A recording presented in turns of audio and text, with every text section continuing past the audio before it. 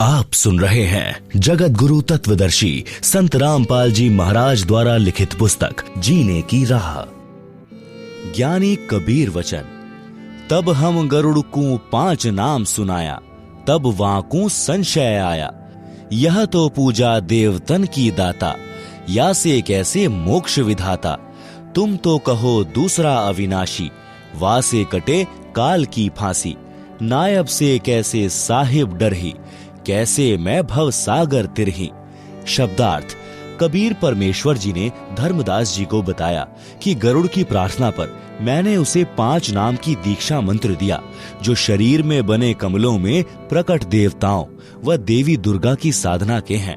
तब गरुड़ को शंका हुई कि हे प्रभु, आपने तो ये मंत्र देवताओं की पूजा के दिए हैं। आपने तो बताया है कि इनसे दूसरा वास्तव अविनाशी सत्य पुरुष है, वह काल के बंधन को काटता है।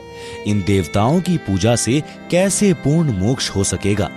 ये तो नायब यानी छोटे देव हैं। इनका साहब यानी मालिक काल प्रभु है। नायब यानी छोटे देवता से साहब यानी मालिक कैसे भय मानेगा, यानी इन देवताओं की भक्ति से काल के जाल से कैसे छूट पाएंगे। ज्ञानी कबीर वचन। साधना को पूजा मत जानो, साधना को मजदूरी मानो। जो को आम्र फल खानो चाहे, पहले बहुते मेहनत करावे। धन होवे फल आम्र खावे, आम्र फल इष्ट कहावे। पूजा इष्ट पूज्य की कहिए, ऐसे मेहनत साधना लहिए। यह सुन गरुड़ भयो आनंदा, संशय सूल कियो निकंदा। भावार्थ। परमेश्वर कबीर जी से गरुड़ देव ने कहा कि हे परमेश्वर, आपने तो इन्हीं देवताओं के नाम मंत्र दे दिए, यह इनकी पूजा है। आपने बताया कि ये तो केवल 16 कला युक्त प्रभु हैं। काल 1000 कला युक्त प्रभु है। पूर्ण ब्रह्म असंख्य कला का परमेश्वर है। आपने सृष्टि रचना में यह भी बताया है कि काल ने आपको रोक रखा है। काल ब्रह्म के अधीन तीनों देवता ब्रह्मा, विष्णु, शिव जी हैं। हे परमेश्वर, नायब यानी उप यानी छोटा से साहब यानी स्वामी मालिक कैसे डरेगा। यानी ब्रह्मा, विष्णु, शिव जी तो केवल काल ब्रह्म के नायब हैं। जैसे नायब तहसीलदार यानी छोटा तहसीलदार होता है, तो छोटे से बड़ा कैसे डर मानेगा। भावार्थ है कि ये काल ब्रह्म के नायब हैं। आपने इनकी भक्ति बताई है, इनके मंत्र जाप दिए हैं। ये नायब अपने साहब यानी काल ब्रह्म से हमें कैसे छुड़वा सकेंगे। तब परमेश्वर कबीर जी ने पूजा तथा साधना में भेद बताया कि यदि किसी को आम्र फल यानी आम का फल खाने की इच्छा हुई है, तो आम फल उसका पूज्य है।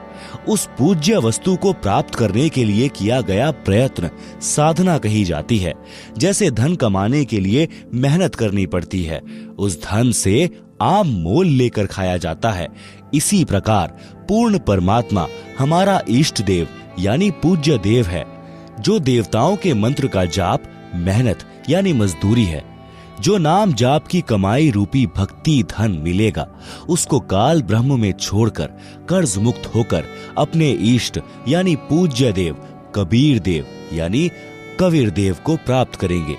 यह बात सुनकर गरुड़ जी अति प्रसन्न हुए तथा गुरु के पूर्ण गुरु होने का भी साक्ष्य मिला कि पूर्ण गुरु ही शंका का समाधान कर सकता है, और दीक्षा प्राप्ति की।